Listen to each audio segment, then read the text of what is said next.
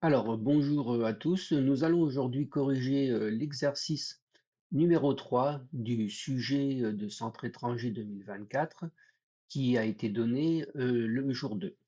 Alors, avant de commencer cet exercice, j'aimerais revenir sur l'exercice numéro 2 où j'ai fait une maladresse. Donc ici, je vous ai dit, j'avais écrit return len de liste au lieu d'écrire self.fis, hein. N'oubliez pas que ici, je n'ai plus accès à la variable liste qui est ici, hein. Elle est interne à la fonction init. Il n'y a que les propriétés qui sont accessibles par les méthodes qui se trouvent dans la classe. Donc voilà pour la correction de cette erreur. Nous allons regarder l'exercice numéro 3, qui est un exercice en lien avec le codage binaire, les bases de données relationnelles et les requêtes SQL. Alors, nous avons un exercice que l'on nous présente. Donc, ici, on nous dit que lorsqu'il y a un accident, les pompiers interviennent avec le matériel et les équipes adéquates. Alors, on s'intéresse à l'étude d'un système informatique qui va permettre de répondre à certaines des problématiques des pompiers.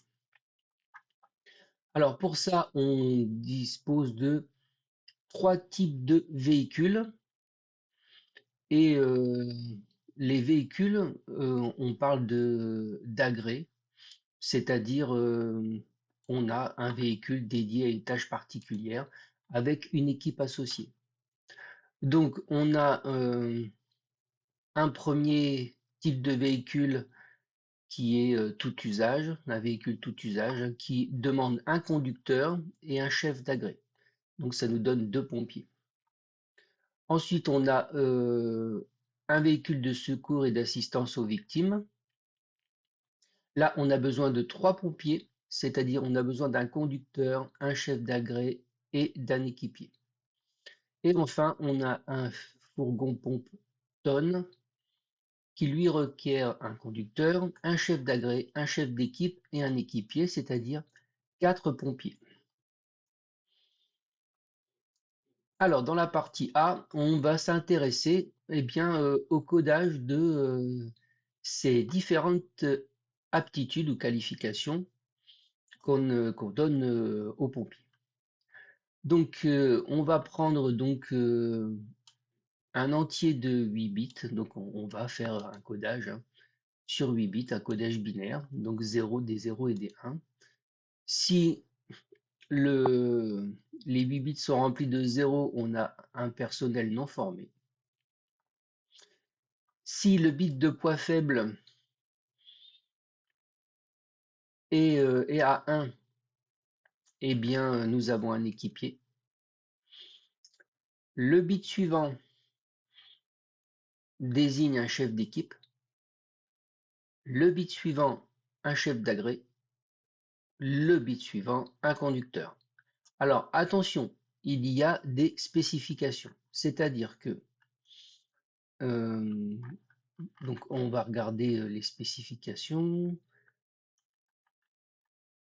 Hop, alors où est-ce que j'ai mis ces spécifications? Alors je les ai écrites ici pour vous les simplifier. Alors attendez,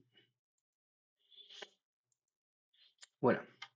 Donc un chef d'agrès est nécessairement un chef d'équipe et un équipier.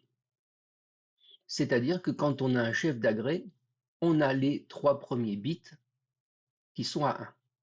Un chef d'équipe étant nécessairement un équipier, donc quand on marque le deuxième bit à 1, le premier bit est aussi à 1 puisque un chef d'équipe est aussi un équipier. Alors pour essayer de vous voilà, si j'essaye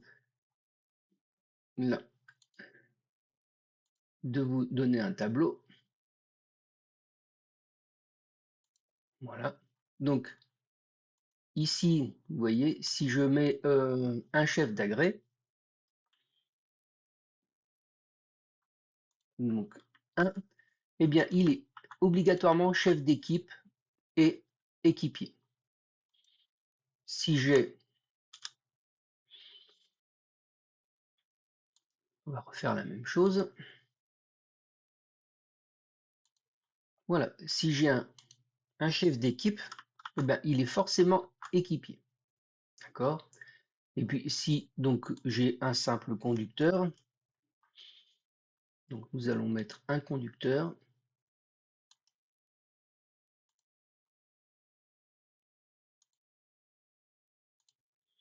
Voilà, un conducteur. Donc un conducteur va forcément, si c'est un simple conducteur, hein,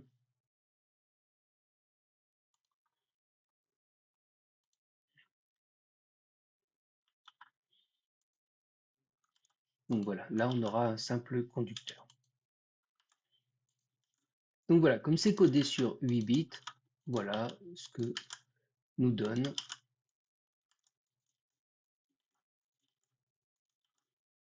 le codage binaire qui va être utilisé.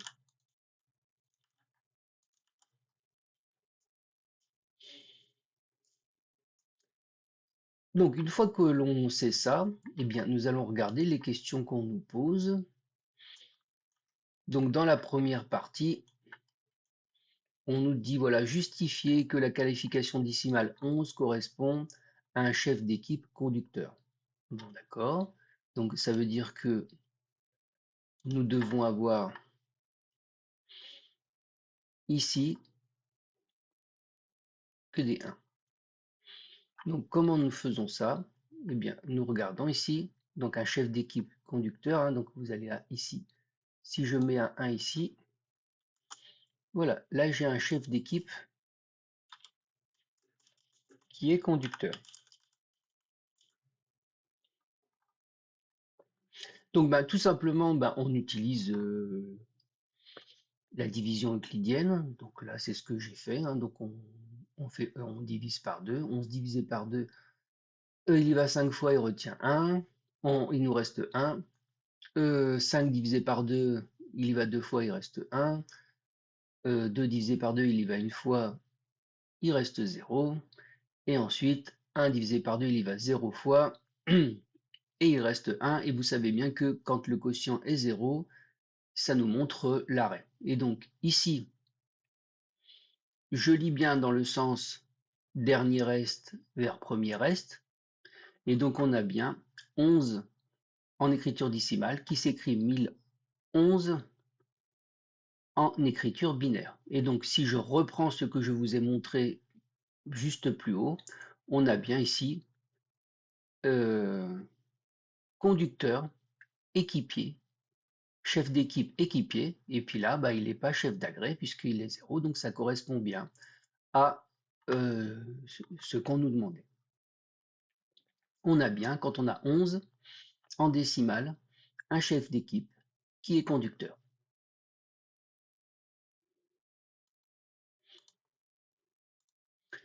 Alors ensuite, déterminer le codage décimal de la qualification chef d'agré conducteur. Alors je vais reprendre ici mon explication.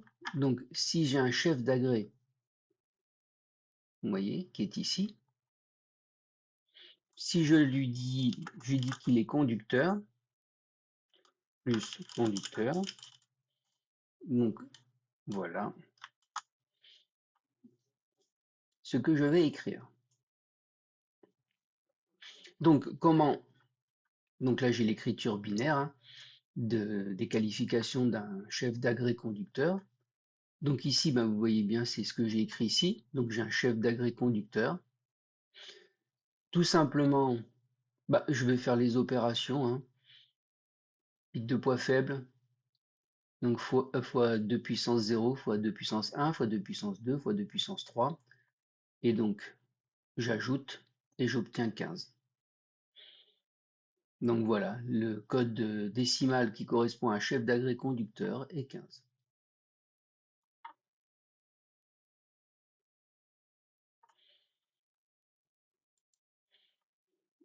Voilà, question assez facile, hein.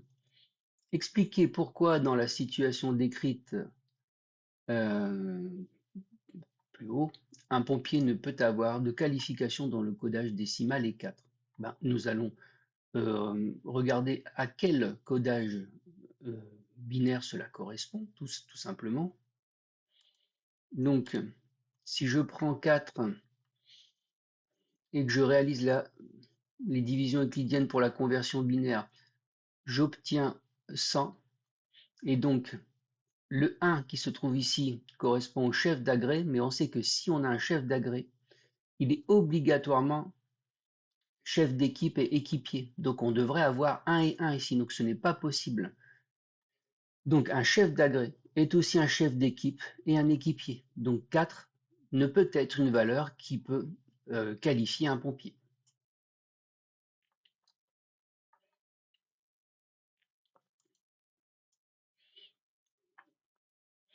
Alors avec ce codage, sur un octet, indiquer combien de nouvelles aptitudes peuvent être définies. Alors là c'est assez immédiat, c'est-à-dire que tout simplement si nous reprenons la logique de l'exercice, nous avons chaque bit qui correspond tout simplement à une aptitude. Eh bien, il nous reste, comme nous avons un codage sur 8 bits, il nous reste encore 4 bits de libre. Donc nous avons 4 aptitudes nouvelles qui peuvent être définies, tout simplement.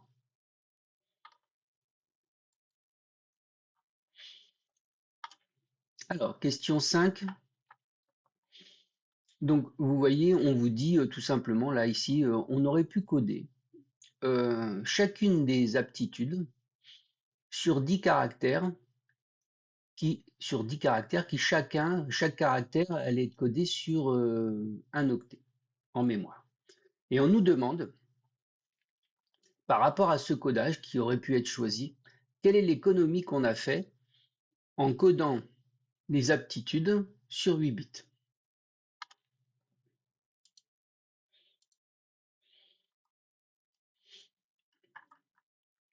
Alors, eh bien, puisque nous pouvons utiliser 10 caractères, 10 octets, pardon, et que, oui, 10 caractères sur un octet chacun, et nous avons 4 aptitudes, nous avons au total 40 octets d'utiliser si on avait utilisé des chaînes de caractères. Nous n'utilisons qu'un seul octet pour coder les 4 aptitudes. Et donc, nous avons donc le rapport qui est de 1 sur 40, qui est égal à 0,025, c'est-à-dire moins 97,5% d'économie de mémoire. Donc environ, on économise 98% de mémoire, tout simplement. Alors le 0,025, alors ici on a une baisse. Et donc si j'ai une baisse, il faut faire le complément à 100. Donc ici on a 2,25%, et on fait le complément à 100, on a 97,5.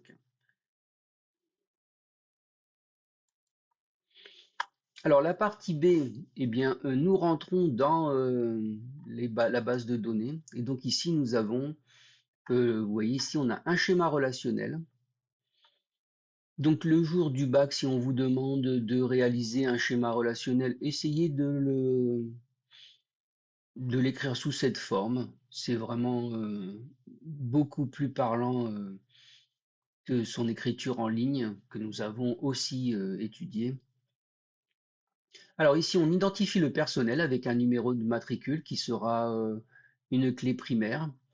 Et puis ensuite, le nom du pompier, sa qualification et est-ce qu'il est actif. Donc actif, on vous dit là ici, on attribue la valeur de 1, actif 0 pour inactif. Ensuite, on a les agrès. Donc ce sont les véhicules avec un identifiant, le jour où ils sont disponibles, attention, lisez bien l'énoncé, le jour où ils sont disponibles, quel est le type de véhicule, et puis les pompiers qui sont associés à cet agrès. Donc on peut avoir ici des pompiers qui n'ont des valeurs, des attributs qui sont pas référencés, hein, qui sont nuls en fonction de l'agré. Ensuite, on a alors les moyens. Les moyens, c'est l'agré qui a été utilisé lors de l'intervention. Donc vous voyez, on a ici deux clés étrangères. L'agré fait référence à la clé primaire ID de la table agré. Vous voyez qu'ici, on a aussi des clés étrangères dans la classe agré, hein, qui font référence, eh bien, à la clé primaire matricule de la table personnelle. Et bien sûr, les moyens, on a ici l'idée de l'intervention et on a une table d'intervention avec donc un identifiant et le jour de l'intervention et l'heure. Voilà comment a été réalisée cette base de données relationnelle. Bon, bien, une fois qu'on a ça, donc vous voyez, on vous dit, hein, si ça nécessite, on a mis nul dans les champs où on a des équipiers qui ne sont pas nécessaires. Donc on vous donne, voilà, on considère l'extrait de table, vous voyez, on vous donne des extraits de table. Donc l'extrait de table personnel. Donc voilà, on a le matricule, le nom, la qualification. Donc vous voyez, c'est le codage qu'on a utilisé dans la première partie, mais où on renseigne euh, la valeur en décimale. Et puis ici, on dit que si c'est un personnel actif ou non actif. Le reste ici de l'extrait de table. Ensuite, les moyens. Donc ici, l'agré qui a été utilisé et puis l'intervention qui lui correspond. Les interventions et puis les agrès. Donc on a les véhicules, le jour où cet agrès est disponible et puis les différents équipiers. Donc vous voyez par exemple là, on n'a pas de chef d'agré. Là, on n'a pas d'équipier. Vous voyez, on n'a pas de chef d'agré. On n'a pas de chef, oui, c'est ça. Non, c'est plutôt un chef d'équipe ici, hein. Chef d'équipe, chef d'agré est ici.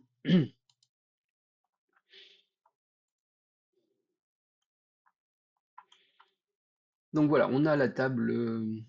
Alors, expliquer la différence entre une clé primaire et une clé étrangère. Donc ça, c'est une question assez immédiate.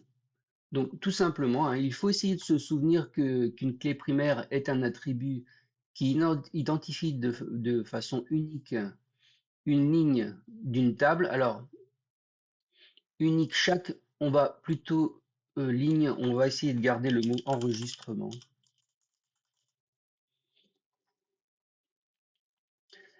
Bon, alors, elle garantit que chaque enregistrement est unique et peut être identifié sans ambiguïté. Alors, quelle est la différence entre une clé étrangère? Une clé étrangère est un attribut d'une table qui crée une relation avec une autre table où elle fait référence à sa clé primaire. Donc voilà, c'est-à-dire que la clé primaire est unique. La clé étrangère, je vais pouvoir la retrouver plusieurs fois dans la table dans laquelle elle a été, elle joue le rôle d'attribut, mais elle fait référence à une clé primaire d'une autre table. C'est-à-dire que si dans la table où existe la clé primaire, j'ai par exemple les valeurs 1, 2 et 3, je ne peux pas, dans la table où cette clé étrangère référence cette clé primaire, avoir d'autres valeurs que 1, 2 et 3. C'est ce qui permet d'assurer l'intégrité de la table.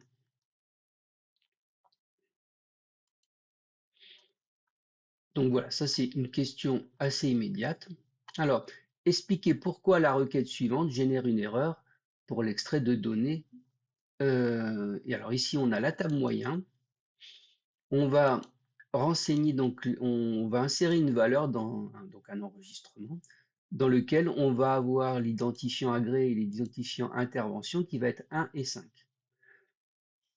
Donc, comme on sait que ce sont des clés étrangères, nous l'avons vu, hein, nous le voyons ici un peu plus haut, là, dans le schéma relationnel, vous voyez bien.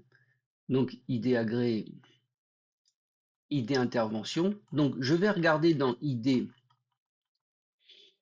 de l'agré. Voilà, j'ai pas de 1. Donc, je ne peux pas utiliser cette valeur.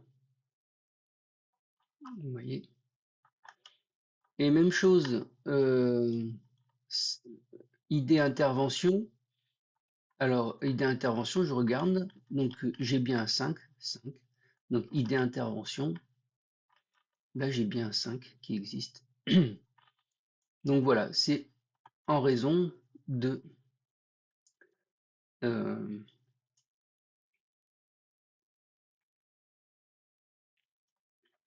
du fait que l'identifiant n'existe pas ici. D'accord? Donc j'ai pas de 1. Alors maintenant, on passe à la question suivante. Proposer une requête SQL qui met à jour. Donc on sait que mettre à jour, c'est la requête update qui va être utilisée. Donc, alors qui met à jour l'intervention du 15 février 2024 à 1h44,06 à 10h44,06. Donc on doit faire une mise à jour. Donc bon, ça c'est n'est pas très difficile. Donc on va écrire update. Donc on met à jour intervention. Set, n'oubliez pas le mot-clé, set. Heure égale. Donc on corrige ici. Donc on doit écrire 10h44,06 quand id égale 3, puisque si nous regardons cette table, dans intervention, c'est bien l'identifiant qui nous intéresse. Alors, je ne peux pas utiliser, je ne peux pas dire qu'en jour égale, vous voyez, égale 2024-02-15, puisque, vous voyez, j'ai deux valeurs identiques et donc je modifierai les deux enregistrements. Il faut bien réussir à repérer de façon unique l'enregistrement qu'on veut mettre à jour.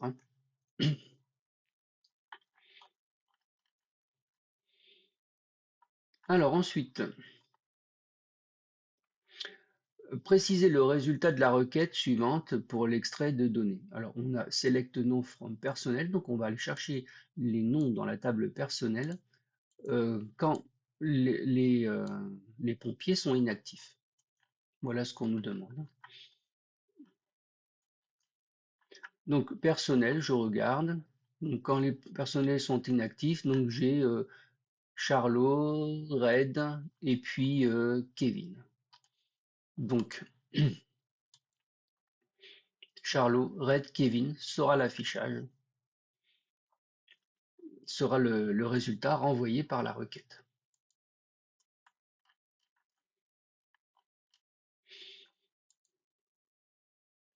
Donc, proposer une requête SQL qui permet d'afficher les noms des personnels conducteurs actifs. Vous voyez, faites attention.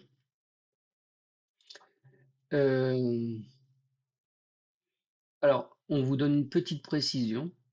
On notera qu'un conducteur possède un attribut qualif supérieur ou égal à 16. Donc c'est simple, hein, on va avoir là une condition qui va être qualif plus grand ou égal à 16, et puis on doit avoir aussi actif qui doit être à 1. Et nous allons chercher donc les noms des personnels dans la table personnelle tout simplement. Donc si je regarde la requête que nous devons écrire, hein, select nom from personnel, where actif égale 1, and qualif plus grand ou égal à 16. Tout simplement.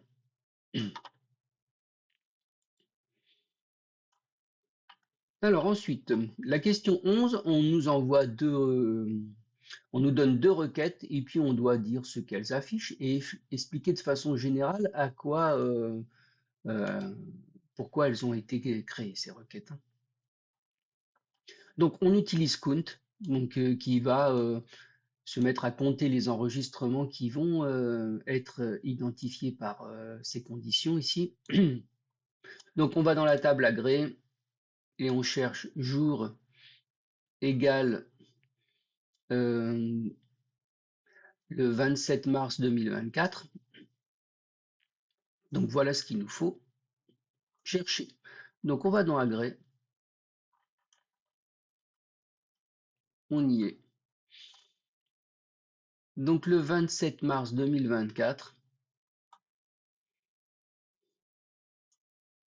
on est ici.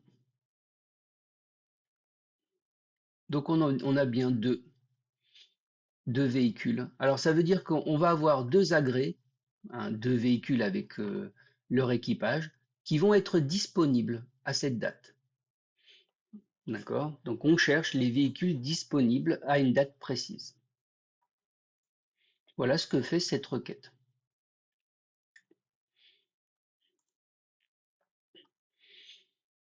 Donc les deux agrès disponibles, donc hein, le 24 mars 2024. Hein, cette requête nous permet de déterminer les agrès disponibles à une date précise.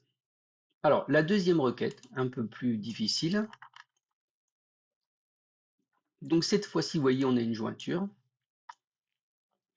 On va créer une relation entre moyen et agrès, vous voyez. Donc quand on crée comme ça une jointure, eh bien on va mettre en correspondance la clé primaire et la clé étrangère. Et là, on nous demande, vous voyez, la condition qui est qu'on ait aussi le 27 mars 2024.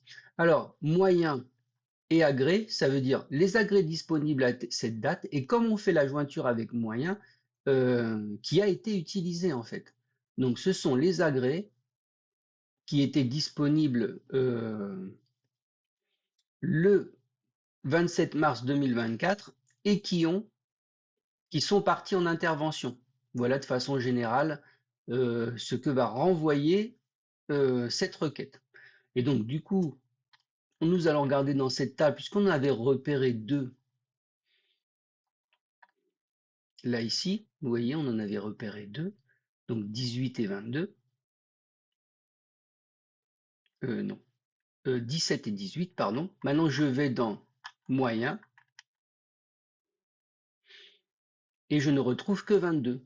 Donc un seul a été est parti en intervention, vous voyez.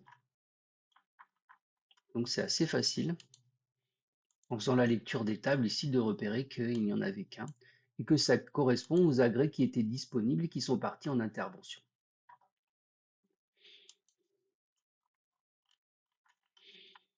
Alors, nous avons deux dernières questions. Donc, proposer une requête qui renvoie sans répétition. Donc, on nous explique plus haut, hein, on nous renseigne de nouveau sur...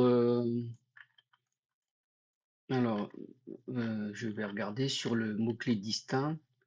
On doit l'avoir expliqué un peu plus haut. Donc, lisez bien l'énoncé, vous voyez ici distinct. Donc, vous voyez comment ils utilisent le mot-clé distinct. Alors, on peut l'utiliser comme ça ou sans les parenthèses, hein, c'est comme on veut. Bon, après, si l'énoncé vous invite à utiliser les parenthèses, ben, suivez la consigne, hein. Si vous avez un doute comme ça, vous êtes sûr que vous n'êtes pas dans l'erreur. Et donc là, si je regarde, donc je dois proposer une requête qui renvoie sans répétition tous les noms des chefs d'agrès assignés à un véhicule le 15 février 2024. Donc c'est-à-dire que je vais devoir faire la liaison entre agrès et personnel puisque je veux récupérer les noms. Donc je vais créer une jointure. D'accord? Donc je vais regarder là si c'est possible d'associer agrès et personnel. Donc bah, je vais regarder à nouveau tout simplement mon schéma relationnel, donc agrès et personnel. Donc vous voyez bien que c'est possible puisque vous voyez ici je m'intéresse au chef d'agrès. et je vais bien avoir clé primaire, matricule, clé étrangère, ID chef d'agré. Donc je vais pouvoir faire la liaison et puis comment dire créer la jointure qu'on me demande de réaliser ici. Alors je regarde à nouveau, hop, voilà. Assigné à un véhicule le 15 février 2024. D'accord?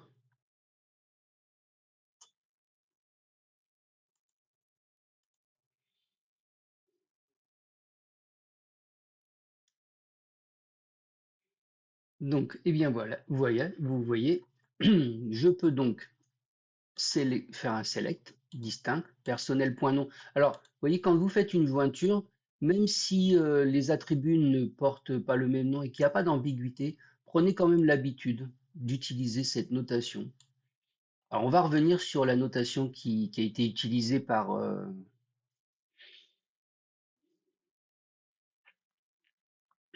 comment dire, par l'énoncé, sur un petit point de détail. Je vais y revenir. Donc, je vais faire une jointure avec la classe agré.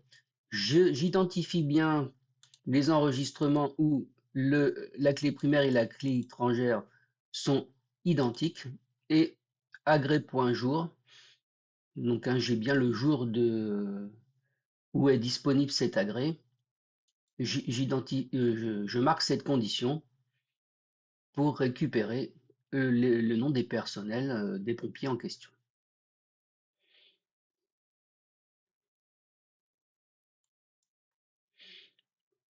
Alors, un peu plus difficile, proposer une requête qui renvoie sans répétition tous les noms des chefs d'agrès engagés en intervention le 11 juin 2024. Alors cette fois-ci, ce n'est pas seulement, comment dire, je dois regarder si l'agrès est parti en intervention le 11 juin 2024. Donc là, c'est un petit peu plus complexe. Je vais avoir une jointure à 3 niveaux. Alors, euh, pour ça, il faut que je regarde. Je pense que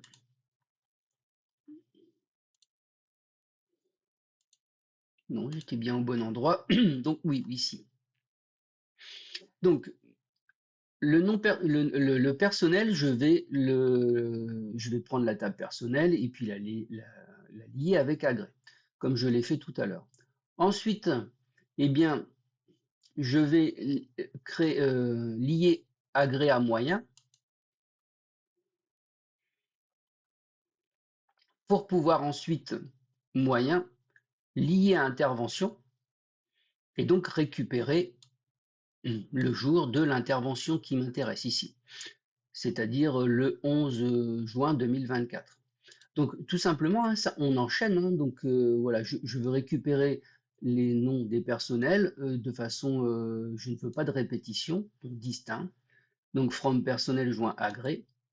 J'identifie la clé primaire et la clé étrangère. Donc clé primaire matricula, clé étrangère ID chef d'agré.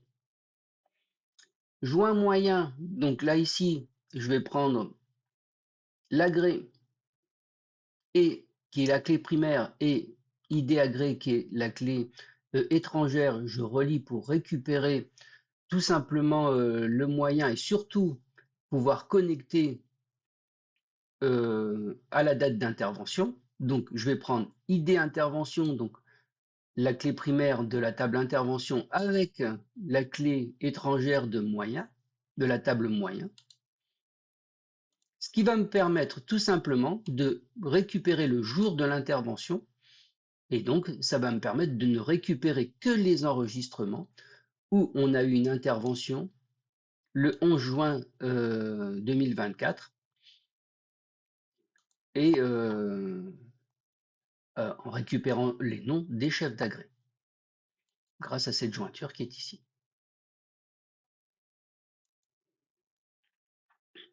Donc voilà pour cet exercice qui était relativement abordable. Je vous souhaite bon courage pour la suite.